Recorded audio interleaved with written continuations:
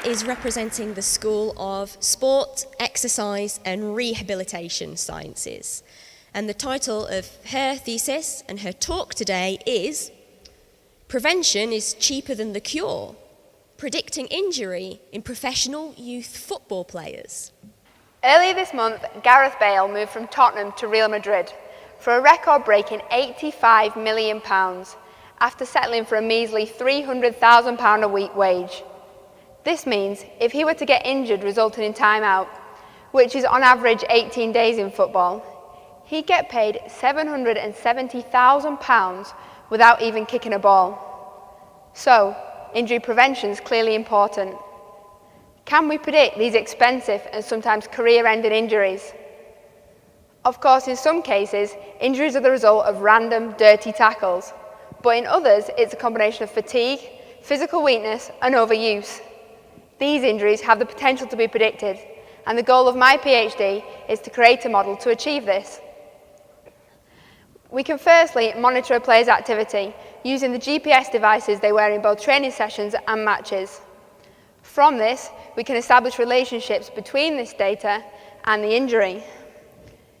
As you can see here, for example, this is a player's activity during one training session.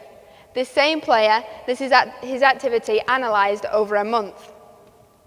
One way of identifying injury risk is to track the relationship between muscle stress and high-intensity movements. Generally, the more high-intensity movements there are, the greater the muscle stress. So if you went for a run, there'd be more stress on your muscles than if you went for a leisurely stroll. That same principle applies here. The yellow line is muscle stress, and the purple line is high-intensity movement. As you can see, they're interdependent. An injury risk is highlighted when there's a discrepancy between the two. So when muscle stress continues to rise despite a fall in high-intensity movements. In this case, the player should have taken a couple of days to recover, but instead he continued to play and train for the next 6 days until he was sidelined with a muscle strain. So the information is all there.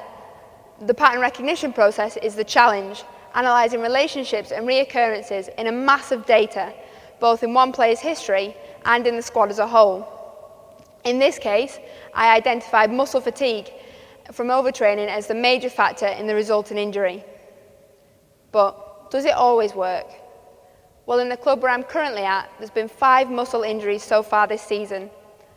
Of these, and based on the model, I've managed to identify injury risk between 3 days and 2 weeks prior to injury in all cases. The model itself is not perfect, but prevention is cheaper than the cure, because I can work and research into this for the next 77 years and still not have earned as much as Gareth Bale will during one injury. Thank you.